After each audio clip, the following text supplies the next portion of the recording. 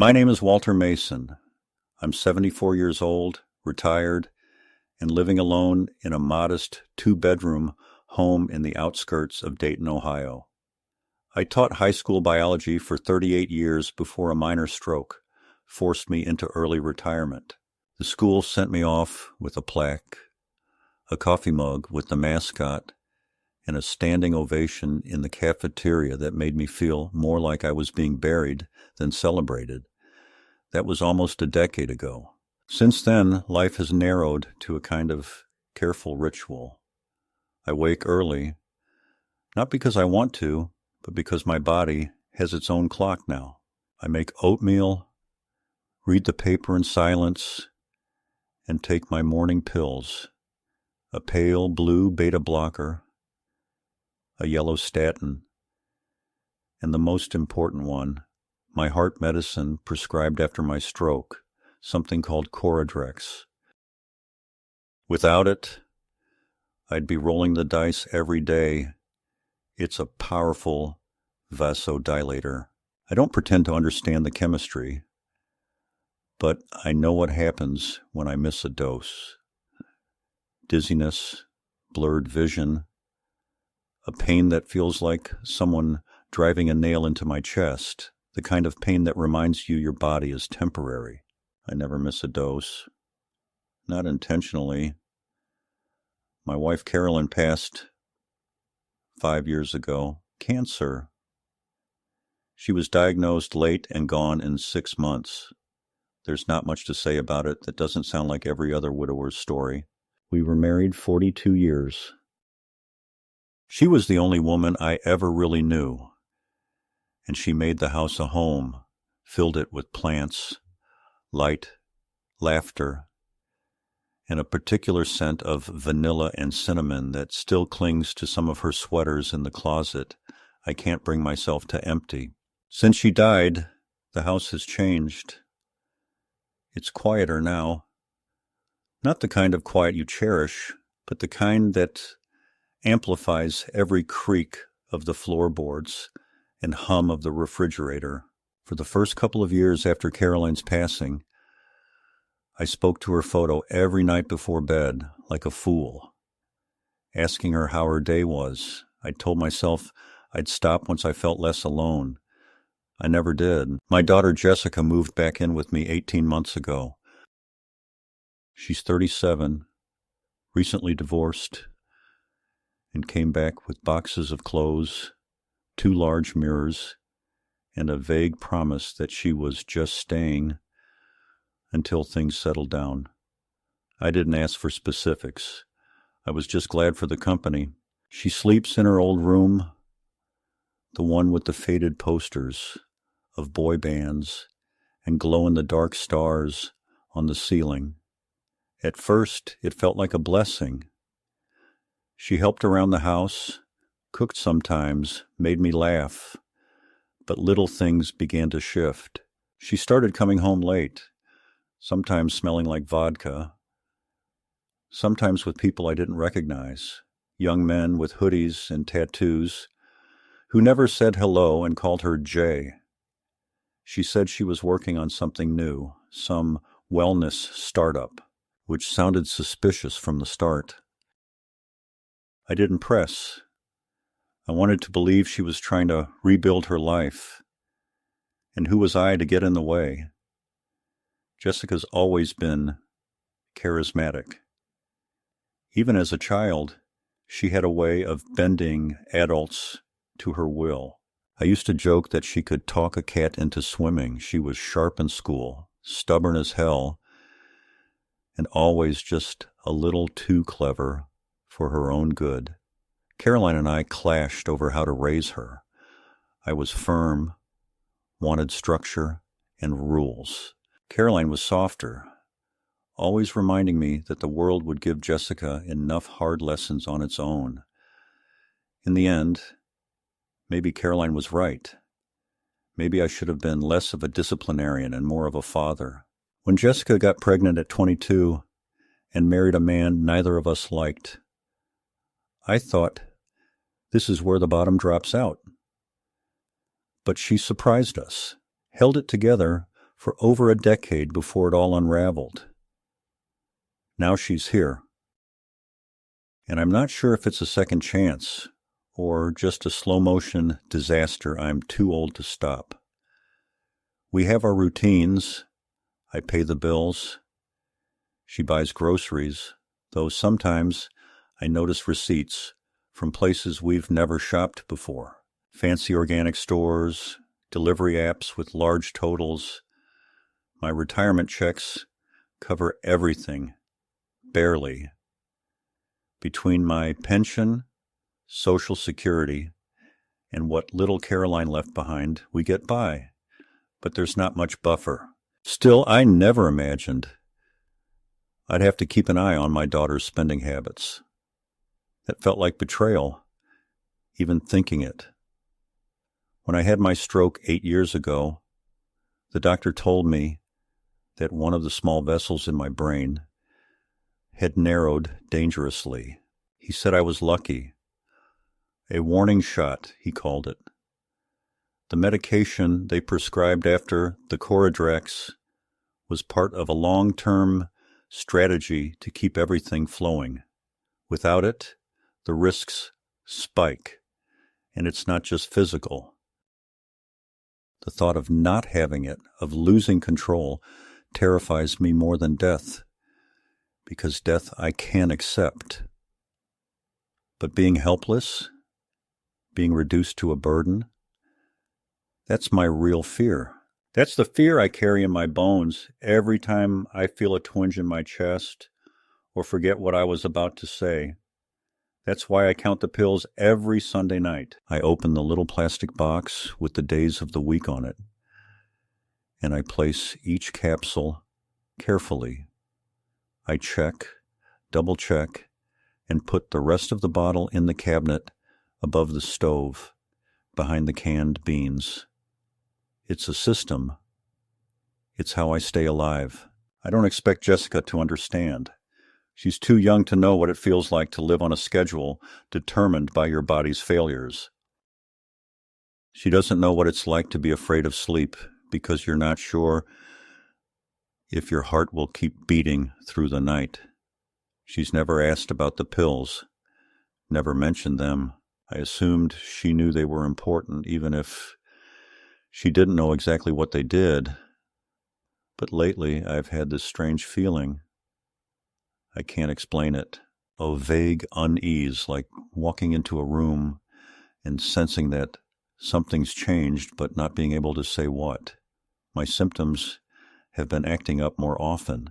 A few weeks ago, I had to sit down in the middle of mowing the lawn because my vision blurred and the sweat poured off me like I was running a marathon.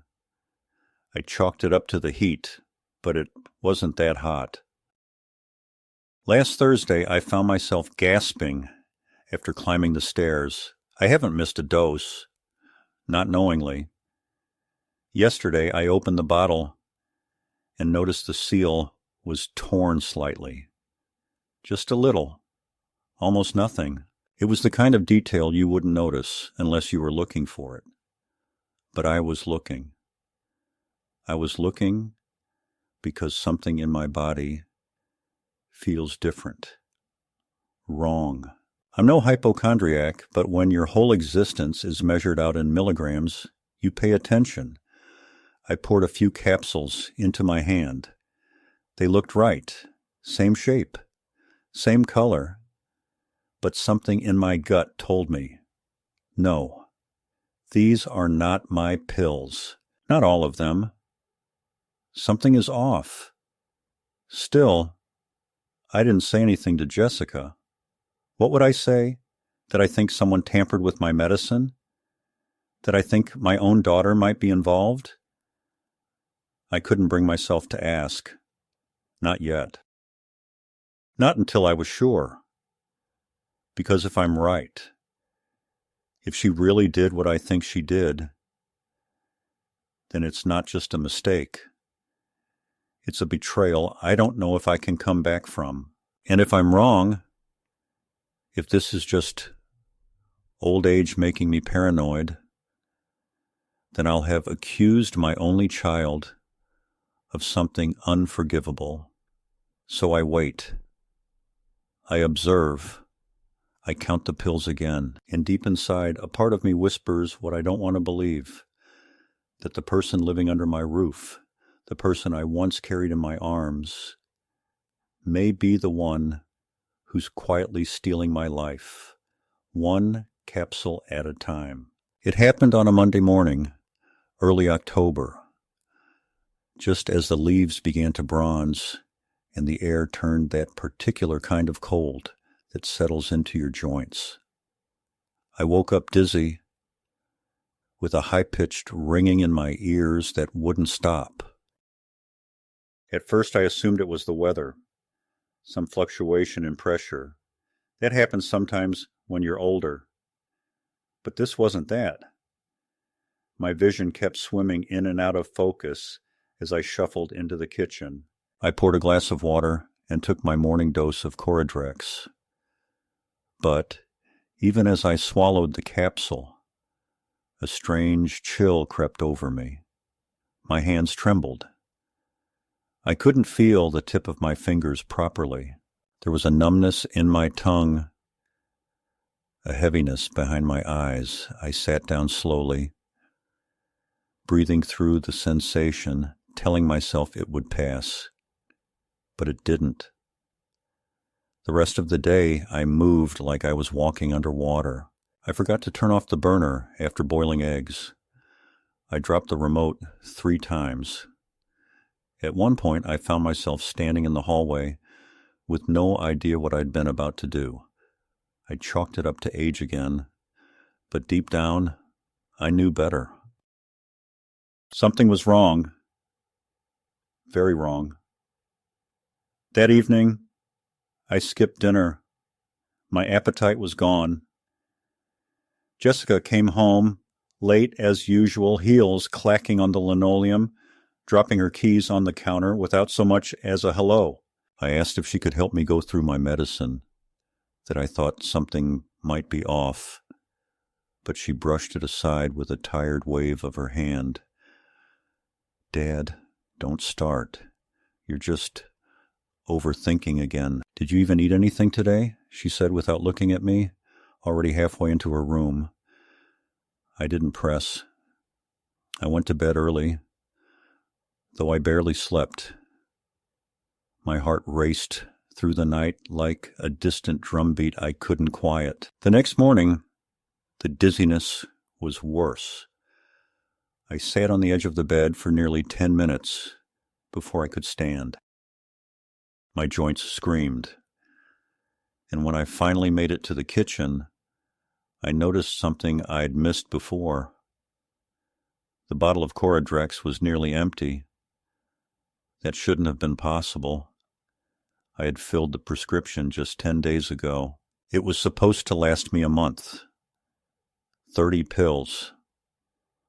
But there were barely a dozen left. I recounted them twice. 13 pills, which meant 17 were missing. That couldn't be explained by simple forgetfulness or misplacement. Either I was double dosing in my sleep, which was absurd, or someone had taken them, and the only other person with access to this house was Jessica. I stared at the label on the bottle, reading it over and over again, like the truth would reveal itself in the fine print. A sick feeling twisted in my gut. The seal had been peeled and re-glued. It was subtle, almost professionally done. I examined the cap under the kitchen light and saw what I hadn't dared look for the day before. Tiny scratch marks near the ridges, like someone had pried it open carefully, then forced it back into place. The capsules looked identical to the ones I remembered, but I couldn't ignore the voice in my head anymore. Something had been tampered with. Someone had been tampering with them.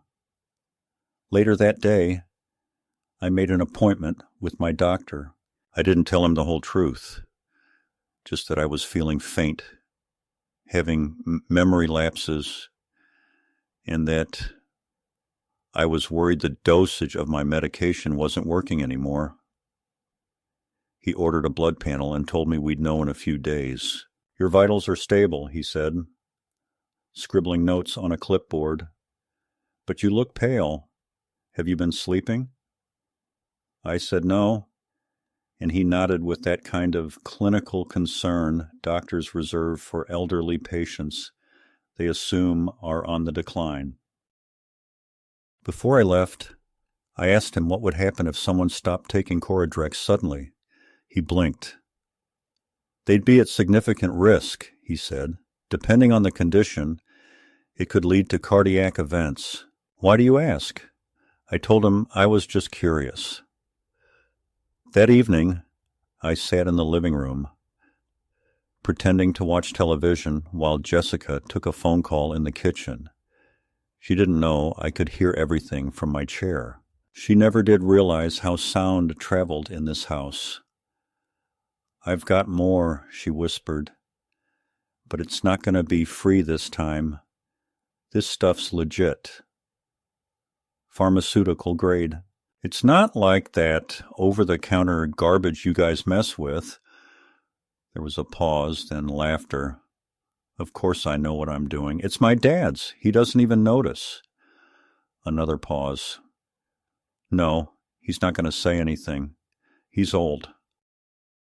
Just gets confused sometimes, thinks he's losing it. I refill it before he ever checks. Trust me." She hung up and walked past me without making eye contact, humming under her breath. I sat frozen, feeling something crack inside. Not just anger, not even betrayal. It was deeper than that. A sense of complete and total dislocation. I didn't recognize her voice. Not the words, not the tone, not the gleeful, remorseless confidence. That wasn't the daughter I raised. That was someone else, a stranger who wore her face. I didn't sleep that night. I sat in the kitchen, staring at the pill bottle, wondering how long this had been going on. Had she been doing this since she moved in? Had I been slowly poisoned by the one person I trusted? I thought of Carolyn, of how she would have handled it. She would have confronted Jessica, demanded answers. But I wasn't her. I needed proof. The next day, I went to the hardware store and bought a small security camera, the kind you can hide behind a book or plant.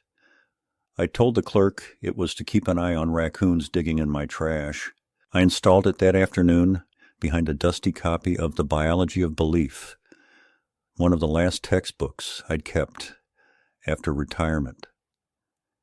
I angled the lens toward the cabinet above the stove, the cabinet where I kept my medication.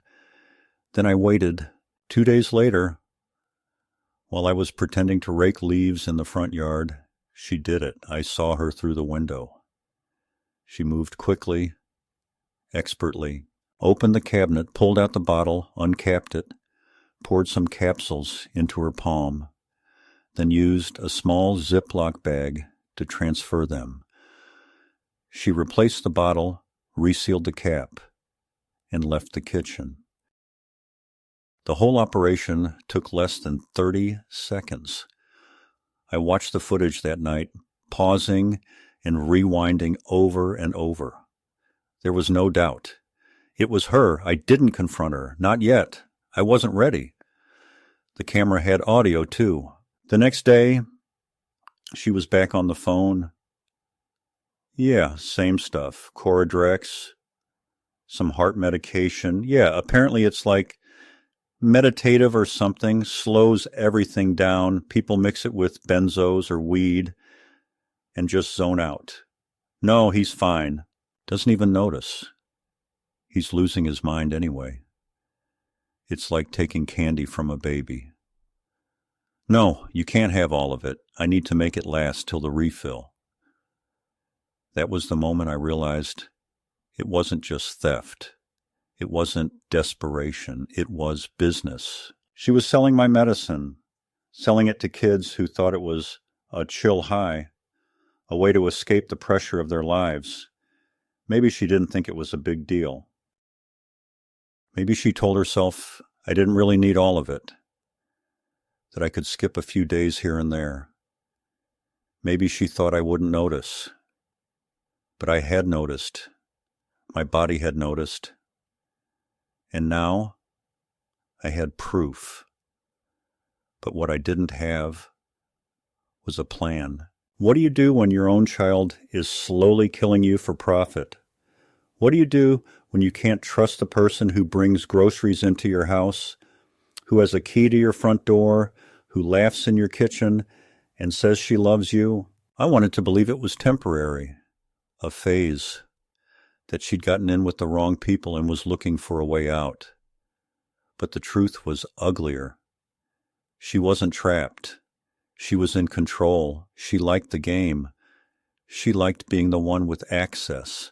And she was using me to play it. I sat in the dark that night, playing the audio over and over.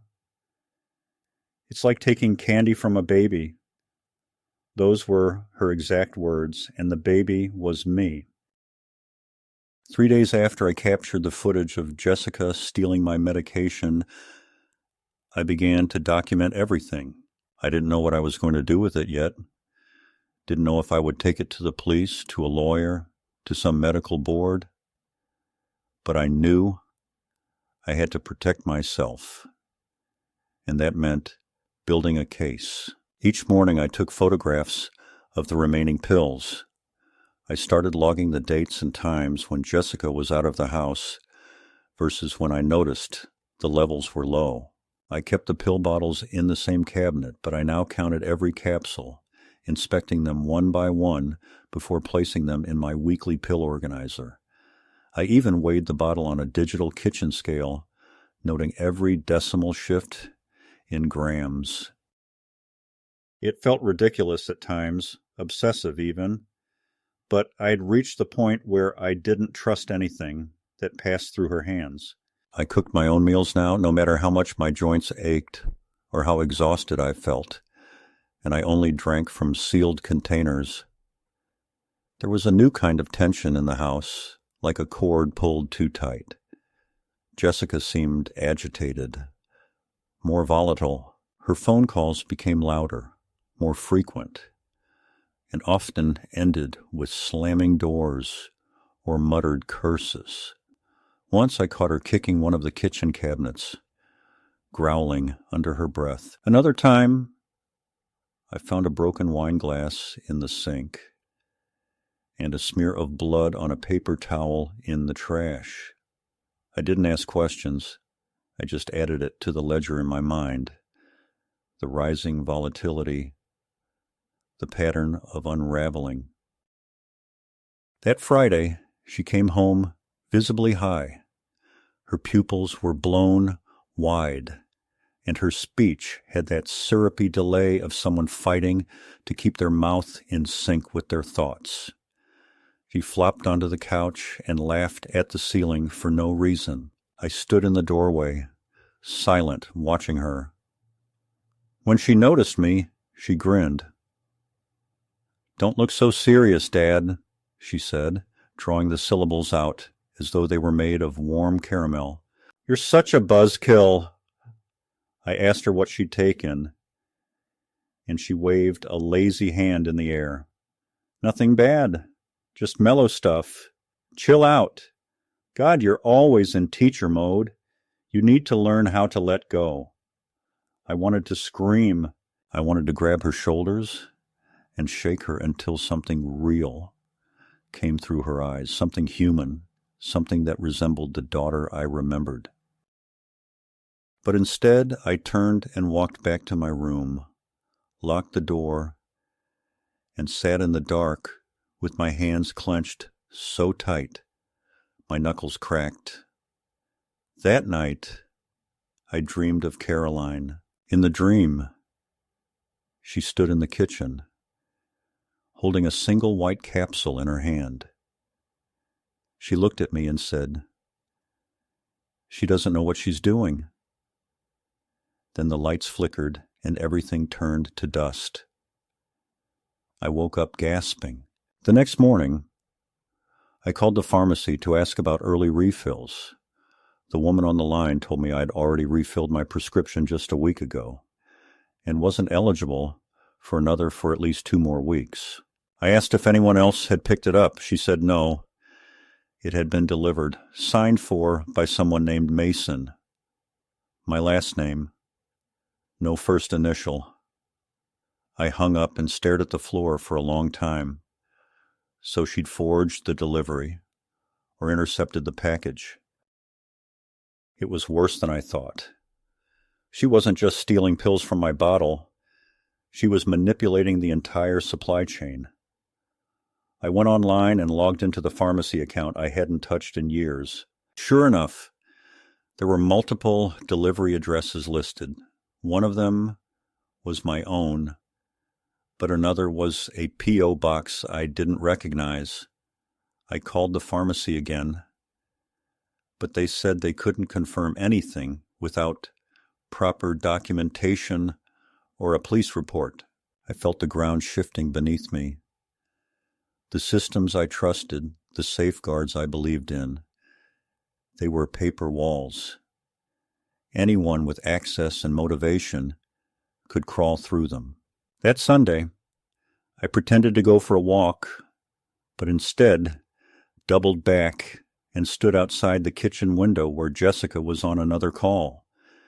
She was pacing barefoot, the hem of her hoodie trailing behind her like a cape. No, I told you, I have more coming on Thursday. The guy said it's strong stuff, like top tier. Yeah, it's the heart stuff again, Coradrex. It hits smoother than Oxy. People love it. It's not addictive, technically, but it slows you down real nice. Yeah, my old man doesn't even notice. He sleeps like a bear. I backed away before I could hear the rest. I didn't want to hear the rest. I didn't want to know what she was trading for or who her clients were or what kind of desperate, ruined people thought a vasodilator was a good time. All I knew was that she was selling my life in little increments, profiting off the decay of my body. And that realization sat inside me like a stone I couldn't pass. The escalation wasn't loud, not at first. It came quietly through a series of humiliations. She started mocking my routines, questioning my memory, planting seeds of doubt. "Dad, you already told me that," she'd say when I asked if she'd picked up the mail. "You left the stove on again," she'd add, even when I was certain I hadn't cooked. "You're getting forgetful. Maybe you should write things down."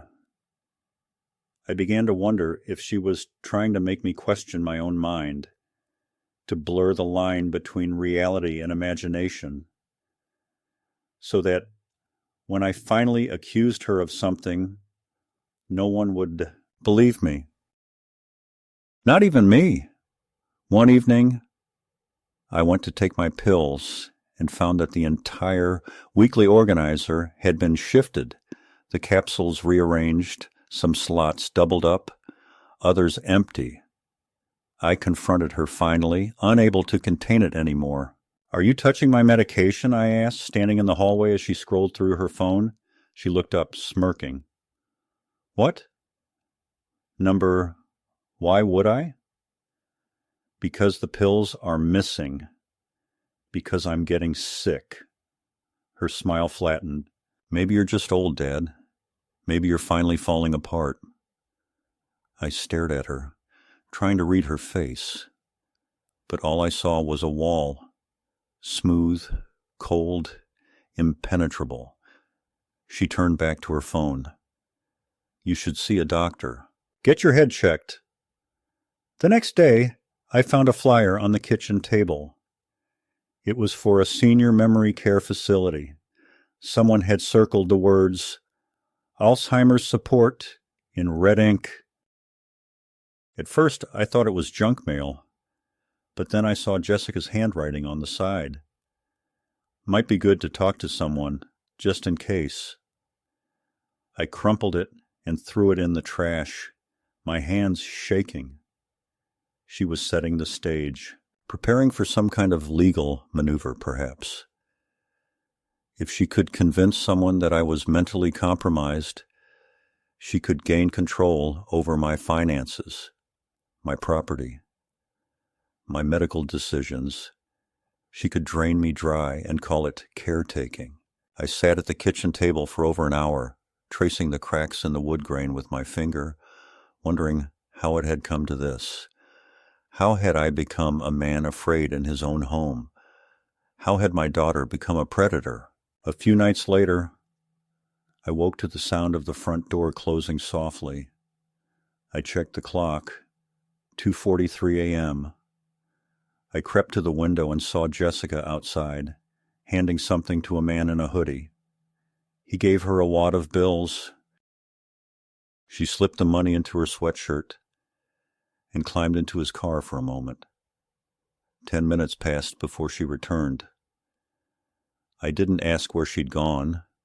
I didn't want to hear another lie.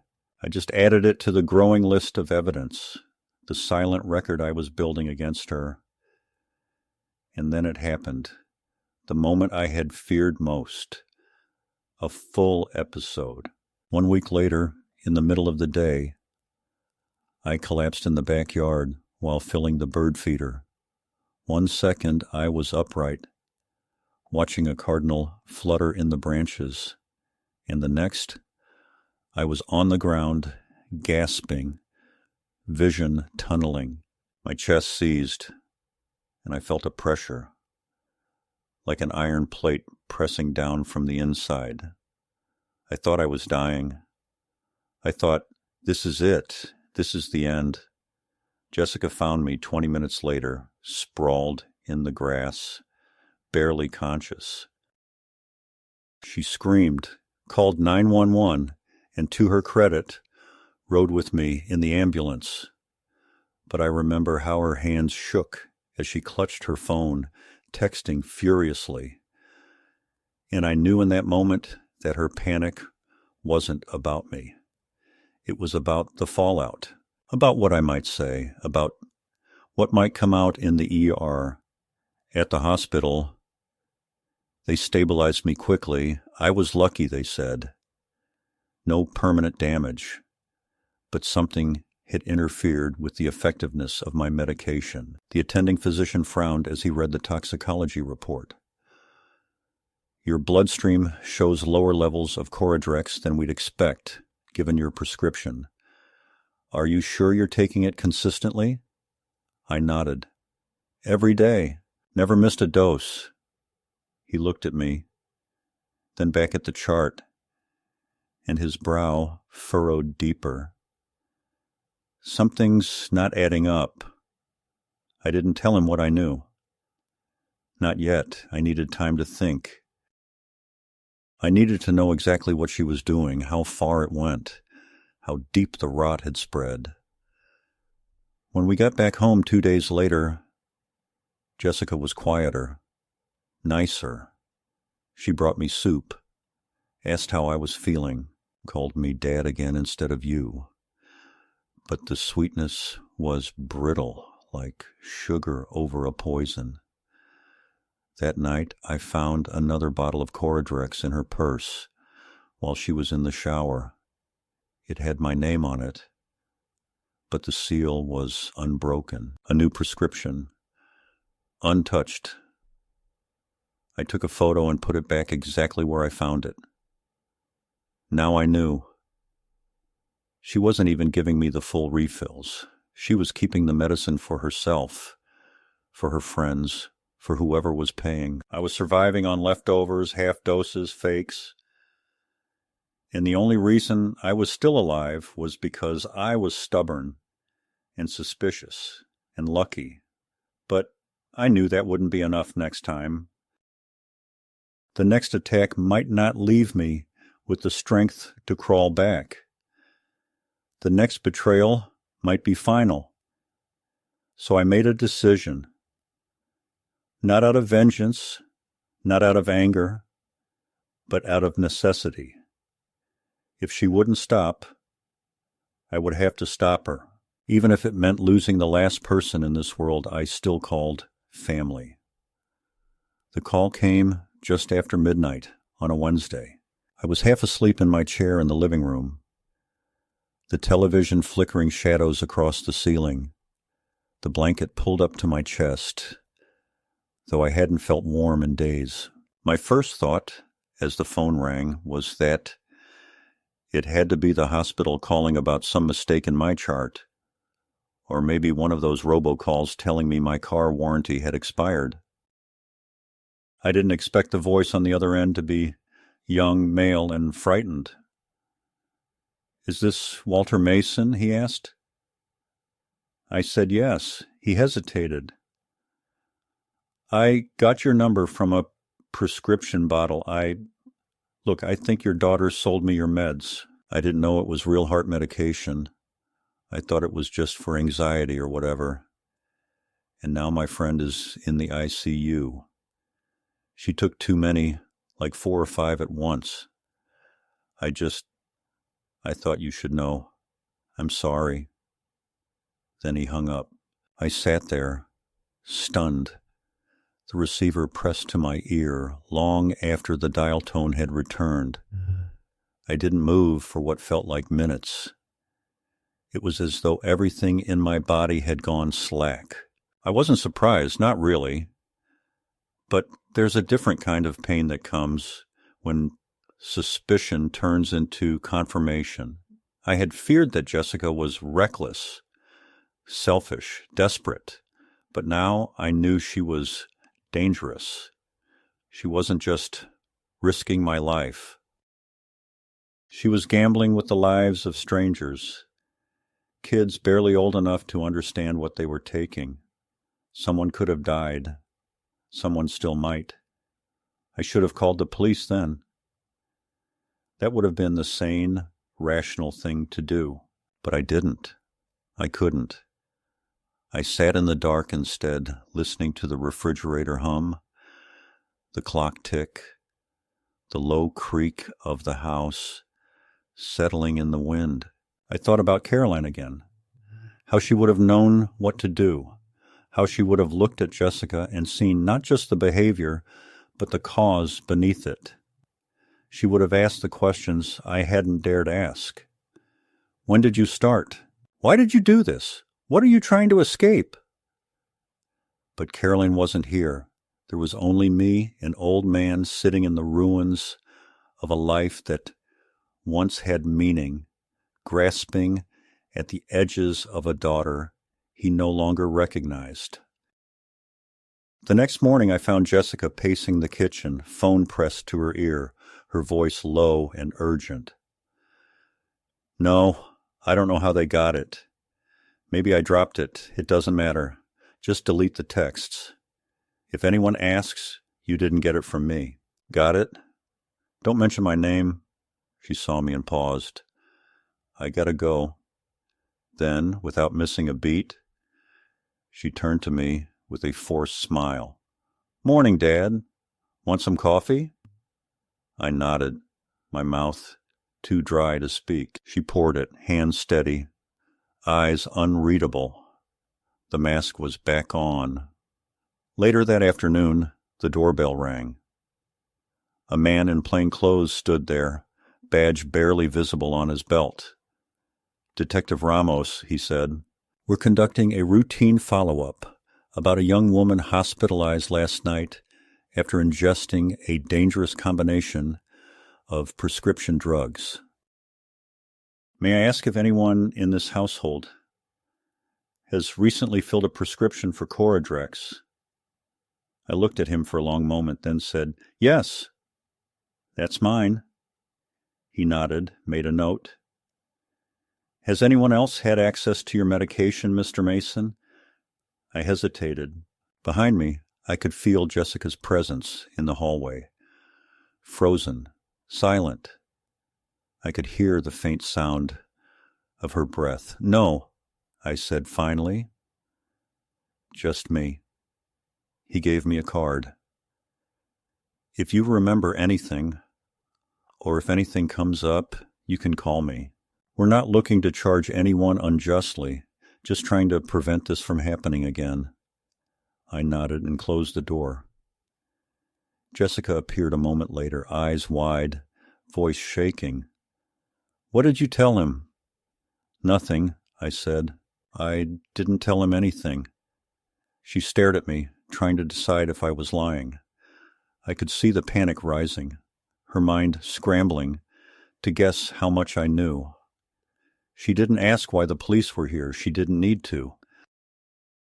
That night, I watched the footage again, Jessica opening the cabinet, Jessica pocketing the pills, Jessica laughing on the phone about how easy it all was. I transferred the files to a USB drive and hid it in an old coffee can in the garage.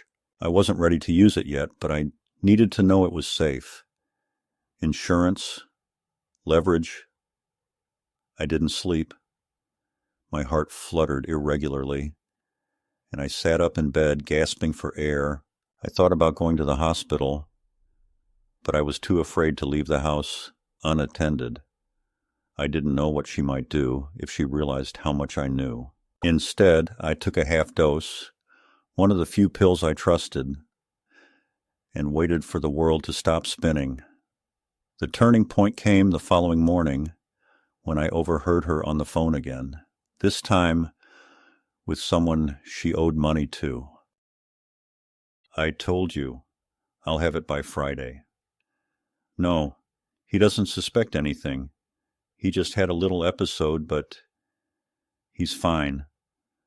I'm watching him, okay? I'm taking care of it. The way she said it chilled me, like I was a chore, a liability, something to be managed. Not a father, not a person.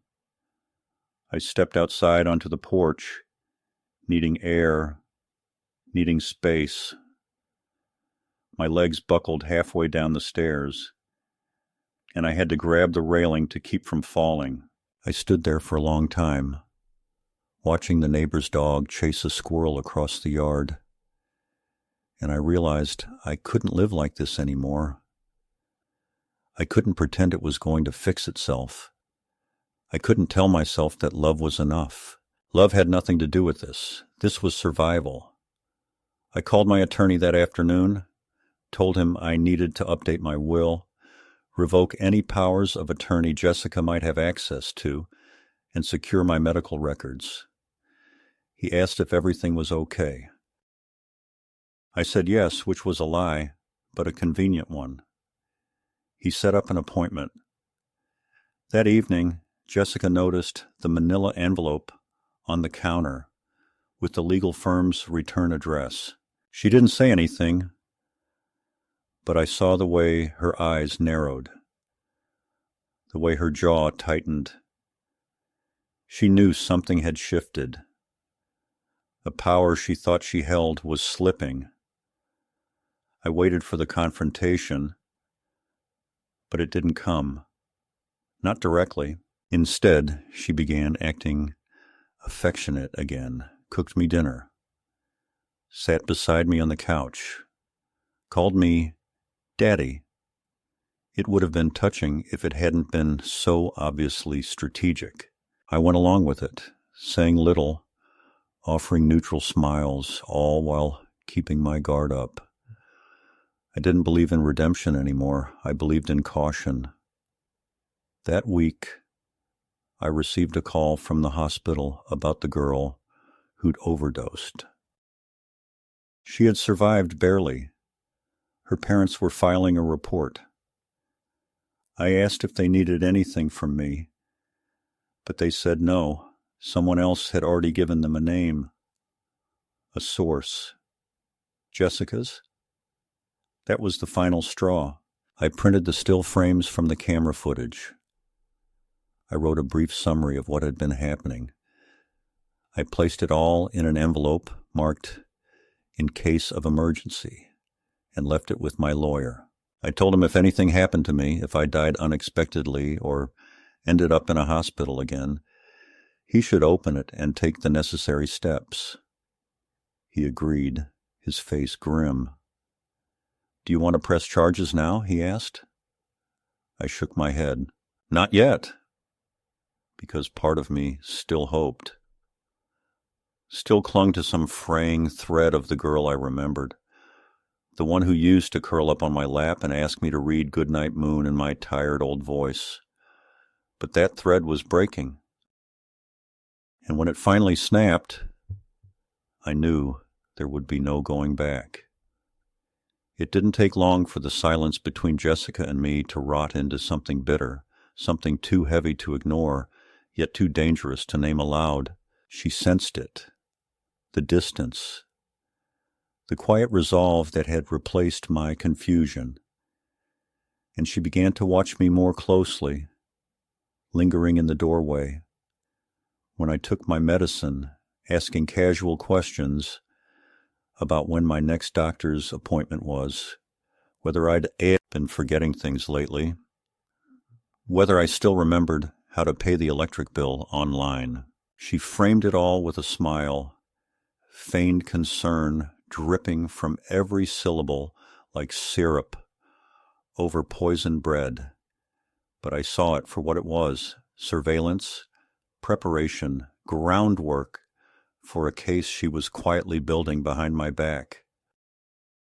The shift wasn't dramatic, not yet, but the clues were there, tiny cracks in the foundation of normal life. She moved my pill organizer once, claiming she was just tidying the counter. She offered to help manage my prescriptions online, said, "You know how these sites are, they're not really built for your generation." I declined, politely at first, but as the questions grew more pointed, the offers more insistent, I started locking my medication in a drawer in my bedroom, a drawer she didn't know I had reinforced with a simple metal hasp and a padlock from the garage. She never asked why I was suddenly carrying the keys in my bathrobe pocket, but she noticed. I could see it in the sideways glances, in the way her lips tightened when she passed my door. Then came the envelopes, thick manila ones marked confidential, addressed not to me but to her. Jessica Mason, care of Walter Mason. They came from medical offices I'd never visited. Psychological services with names like Mind Path Renewal and Cognitive Clarity Institute. I intercepted one of them before she could retrieve it, slid it open in the bathroom, and found inside a stack of paperwork I barely understood. Clinical assessments, recommendations for guardian-led psychiatric evaluation, notes suggesting early signs of progressive memory decline, consistent with age-related neurocognitive disorders. My name was on every page. The dates were recent. The signature was forged. I felt the blood drain from my face as I read them, the letters dancing across the paper like insects, swarming around something already dead. She was building a legal framework, a false medical history, manufacturing the illusion of a man, unraveling at the edges so she could step in as the savior, the caretaker, the responsible daughter who had no choice but to take control of her father's finances, his house, his prescriptions. It was happening faster than I'd feared, and with more cunning than I'd imagined her capable of. When I confronted her, paper in hand, voice trembling, not with weakness but rage, she didn't deny it. She didn't bother with tears or excuses.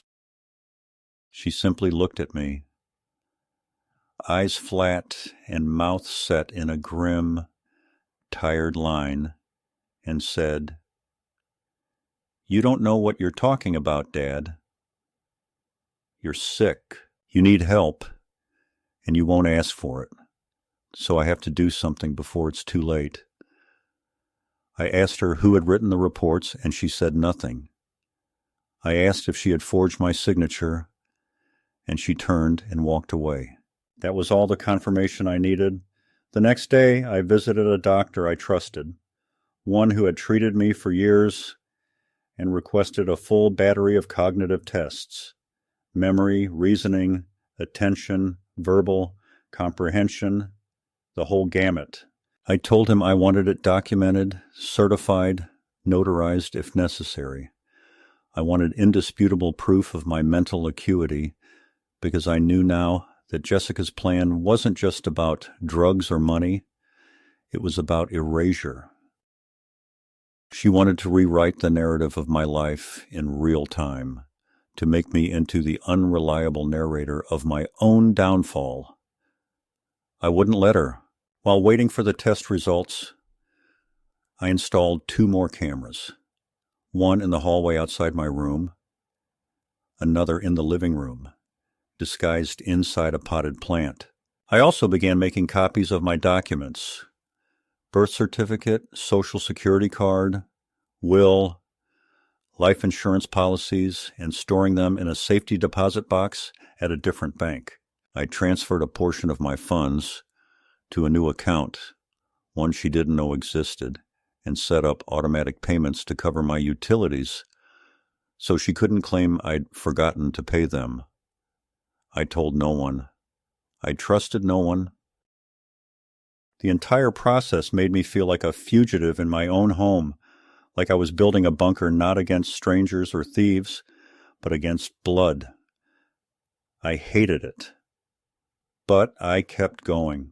The breaking point came 2 weeks later, when I returned home from a routine doctor's visit and found the house eerily quiet. No music, no clatter from the kitchen, just silence. I called out, got no answer. I stepped into the living room and saw my desk drawer pried open, papers scattered across the floor.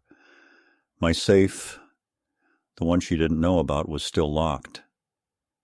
But someone had clearly tried to force it.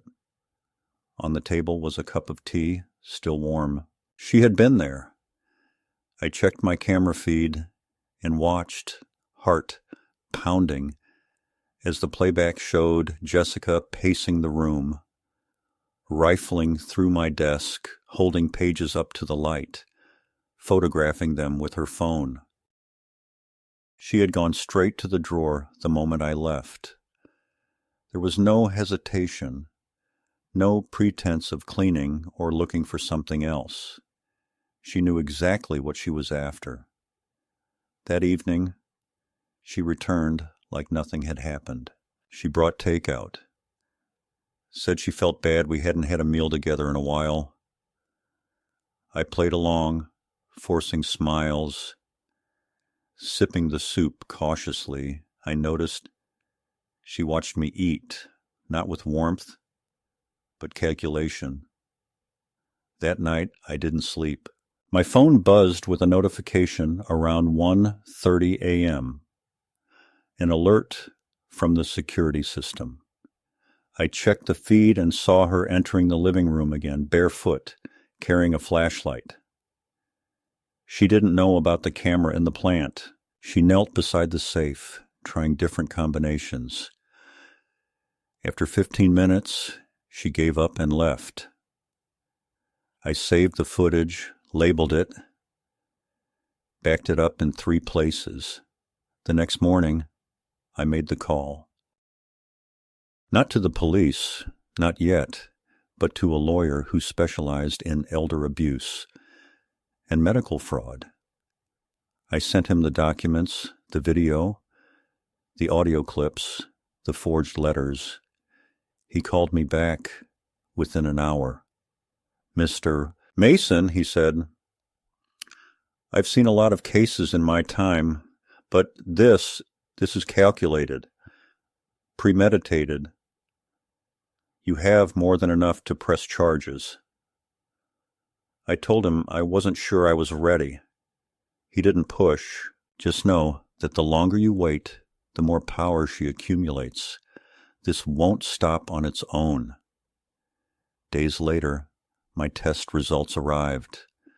The neurologist called me personally.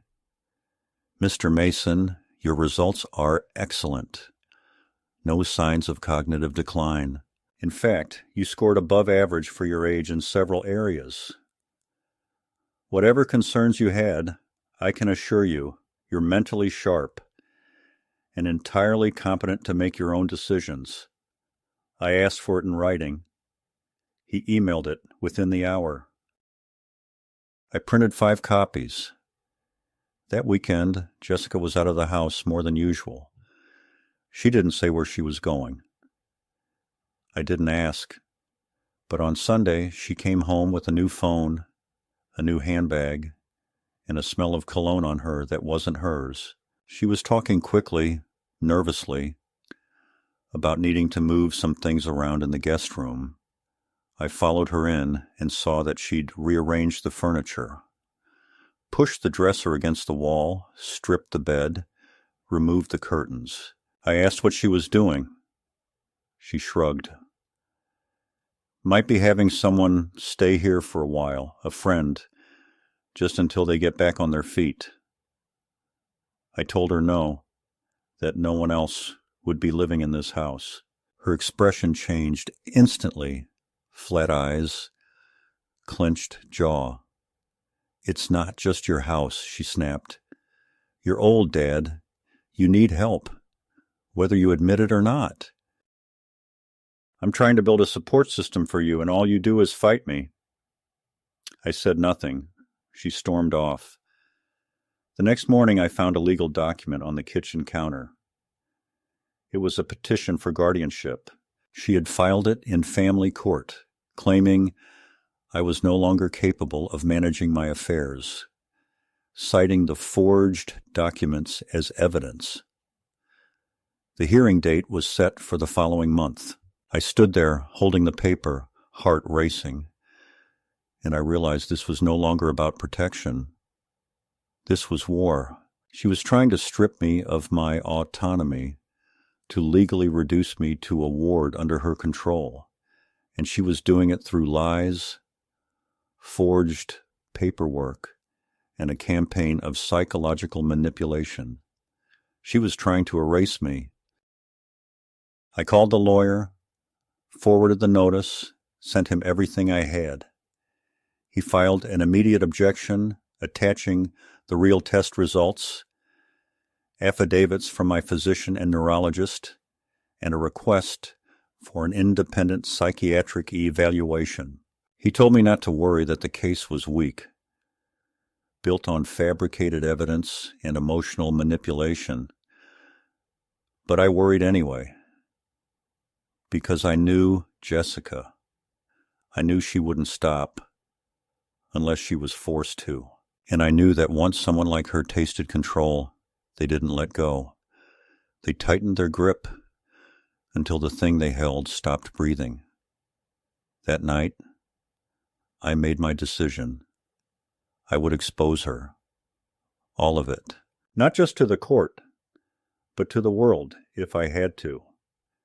She had counted on my shame, my silence, my hope that somehow love would fix what had rotted between us. But love without accountability is just weakness in disguise. And I wasn't weak. Not anymore. Not this time.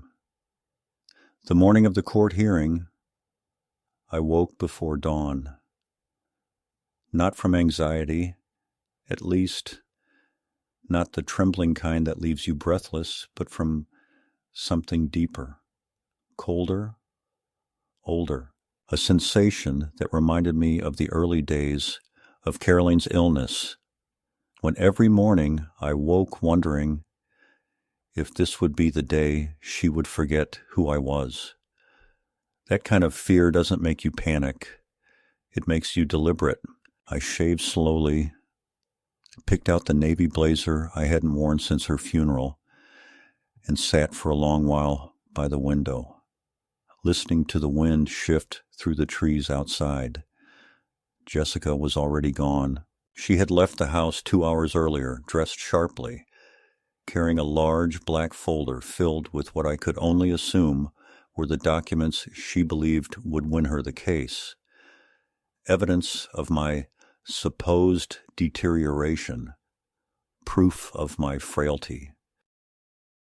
Paper constructs designed to turn me into a man who couldn't be trusted to take his own pills or pay his own water bill.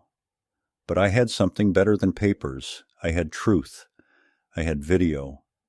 I had names, dates, time-stamped proof. I had a neurologist's certification of my clarity. I had no doubt she would lie on the stand. I had rehearsed it in my mind 100 times. The wounded daughter, trembling hands, eyes brimming with forced tears, voice cracking as she spoke of her concern for her poor, confused father, alone and overwhelmed. Forgetting to eat, leaving the oven on, wandering into the street in his slippers. I knew she would have allies, perhaps that friend who'd been planning to move into the guest room, maybe even a therapist whose name I'd never heard before, but whose license number she'd somehow used. But I also knew the story she built was riddled with seams, and seams split when pulled. At the courthouse, my lawyer met me at the steps, handed me a folder, and nodded once without speaking. We had reviewed everything. He didn't need to remind me what was inside.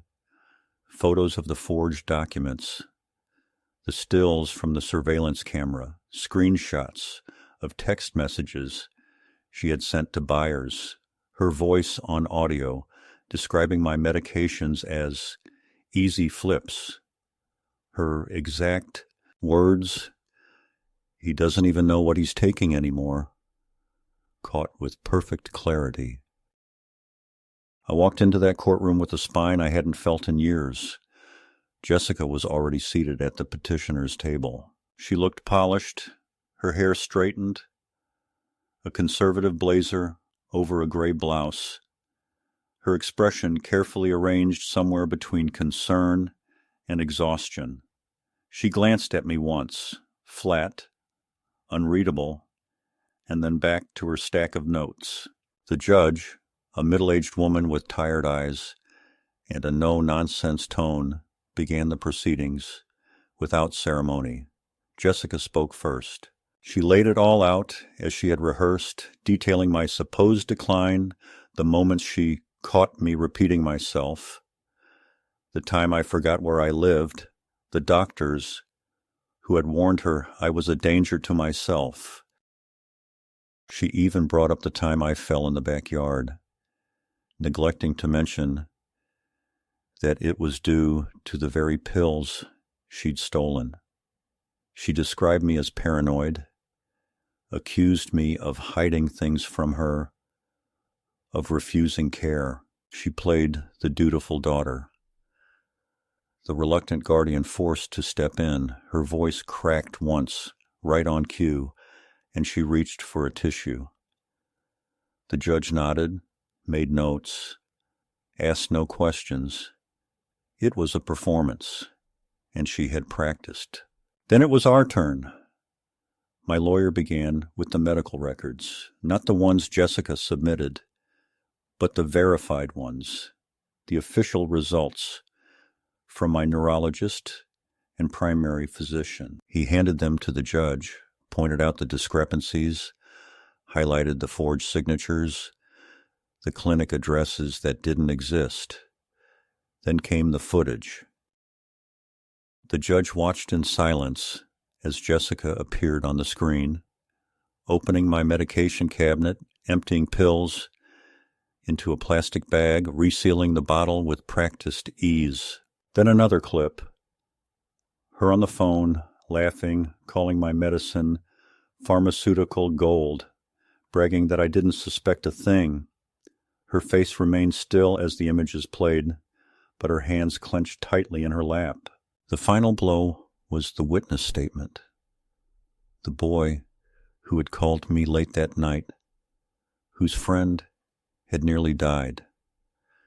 He couldn't attend in person, but his statement had been notarized. He admitted to buying pills from Jessica, confirmed they were labeled in my name. The judge read it in full. Then she looked at me and asked, "Mr. Mason, do you have anything you'd like to say?" I stood slowly, aware of how much weight rested in this moment. I looked at Jessica, not with hatred, but with something closer to mourning. And then I spoke. I told the court that I had trusted my daughter, that I had welcomed her into my home at the lowest point in her life, believing we could rebuild what had fractured over the years. I admitted to being naive, to ignoring early signs out of hope, out of love. I described the fear of not knowing if the pills I took each morning were real, the disorientation of feeling your body fail and wondering if someone you love is the cause. I told them about Carolyn, how she had died before she could see what her daughter had become. I told them I had held on not out of weakness, but because I had wanted to believe that redemption was possible. "But this," I said, holding up the evidence, "this is not concern. This is exploitation. This is not about care. It is about control. My daughter didn't try to help me. She tried to erase me. I didn't cry. I didn't tremble. I just told the truth." The judge was silent for a long time. After I finished, she looked down at the files before her, at the images, the dates, the recordings. Then she spoke, her voice firm. She dismissed the petition, declared me fully competent. Then, to my surprise, she added that the court would be referring the matter for criminal investigation. She said it calmly, as though reading from a script. But I saw the flash in Jessica's eyes, the panic, the sudden realization that the game was not only over, but had turned against her. She stood abruptly, began protesting, shouting about misinterpretations, about misunderstood intentions. The judge told her to sit down. She refused. Bailiffs approached. Jessica looked at me one last time, and in that moment, I saw her fury break into something worse, fear, and then she was escorted out. After the hearing, my lawyer and I walked to the parking lot in silence. He asked if I wanted to press charges. I didn't answer right away. What I wanted was something I couldn't name, justice maybe, or peace, or just a morning where I didn't wake up wondering what fresh betrayal waited outside my bedroom door. I told him I'd think about it. That night, the house was quiet again, but this time, not in that haunted, waiting way. It was real silence, undisturbed, clean. I made myself a cup of tea and stood by the kitchen window, watching the lights from the neighbor's house flicker across the grass. The air smelled like rain. I reached into the drawer, unlocked it, took out the bottle of Coradrex, and held it in my hand. For the first time in months, I didn't feel the need to count the pills. I knew they were all there. It has been 4 months since the hearing, and the house is quieter now than it has ever been, not just in sound, but in weight. The air feels lighter, the walls less watchful. For the first few weeks after Jessica left, I walked from room to room as if expecting to find her still there, curled on the couch, or leaning over the kitchen sink, or pacing with that nervous energy she carried like static clinging to her skin. But she was gone, truly gone this time, and not just from the house. Her name has not crossed my mailbox since.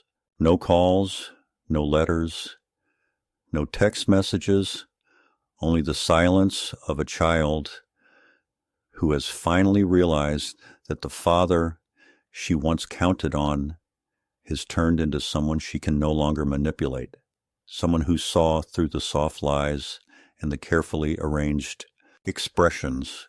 I think sometimes about whether she feels regret, whether she lies awake in whatever apartment she's found and remembers the look on my face that day in court when her stories crumbled. I doubt it. Or if she does, it doesn't last long. People like Jessica rarely sit with shame. They trade it in for anger, redirect it outward like heat bouncing off a scorched road.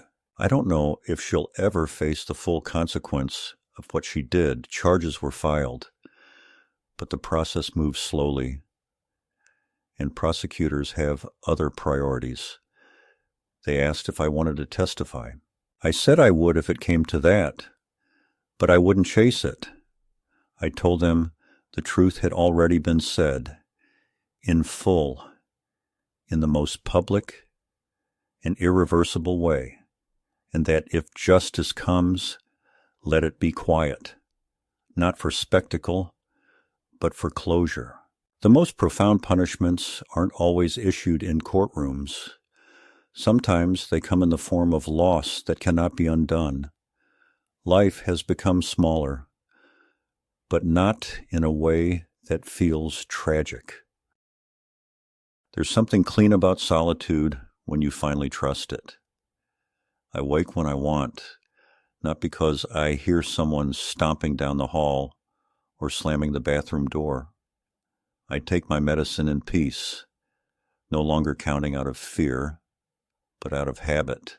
I've even planted tomatoes in the backyard again, something I haven't done since before Caroline passed. I talk to the plants sometimes, not because I believe they listen, but because it feels good to speak into something that grows. There's a kind of holiness in the earth that no betrayal can stain. I've begun going to the library again once a week. I sit by the large window and read old history books, sometimes biology texts, that remind me of who I used to be before I became the man with the sick daughter or the confused old widower. I've started writing as well, not memoirs, nothing dramatic, just pages of thoughts, observations, moments I want to hold on to. Some of them are about Carolyn, the way she laughed in her sleep, or how she hummed while folding laundry. Some are about Jessica when she was young, when she still wore pigtails and thought I was the tallest, strongest man in the world. I don't write out of bitterness. I write because if I don't put those memories somewhere, they'll dissolve under the weight of everything that came after, and I don't want that. I don't want to forget that once, long ago, she was good. I've had to adjust to being viewed differently now. At the pharmacy, they call me Mr. Mason again, instead of Sweetie or Hon. The neighbors wave more respectfully. Even my doctor seems to regard me with a new kind of clarity, like he finally sees that I'm not just a name on a chart with thinning bones and a thinning memory, but a man who survived something most people wouldn't believe unless they saw it unfold, frame by frame. I know what elder abuse is now, not just in theory, but in texture, in scent, in the way it moves through a home, like a fog you don't notice until you can't breathe. I've joined a support group online, a place for people who've lived through betrayal by family. Some stories are worse than mine. Some are quieter. All of them are the same in their core ache. The horror of discovering that love is not always protection, that blood is not always loyalty, and that sometimes the most dangerous person in your life is the one who kisses you on the cheek and says, "Good night." I still keep the videos. The USB drive is stored in a safe, along with all the documentation, not because I plan to use them again, but because I need to remember that this wasn't a nightmare. It happened. It was real. That kind of memory has weight. And like all heavy things, it has to be placed somewhere secure. I've updated my will. The house will go to a nonprofit that helps seniors fight financial abuse. I've made arrangements for my burial, next to Carolyn, in the same plot we picked when she was first diagnosed. I don't plan on dying soon, but I also don't pretend I'm invincible. Death no longer frightens me. I faced a much more terrifying thing and lived to tell the story. I faced my own child's betrayal and didn't let it kill me. There are evenings when I sit by the window with a cup of tea and feel something like peace. It doesn't come all at once. It seeps in slowly, the way light creeps back into the sky after a long storm. I don't expect happiness, not in the way young people do, but I've found a kind of steadiness, a rhythm that no longer includes fear. That, to me, is enough. The house is safe again. My mind is my own. And though I walk through these rooms alone, I no longer feel like I am fading. I am here. I endured. I remember everything.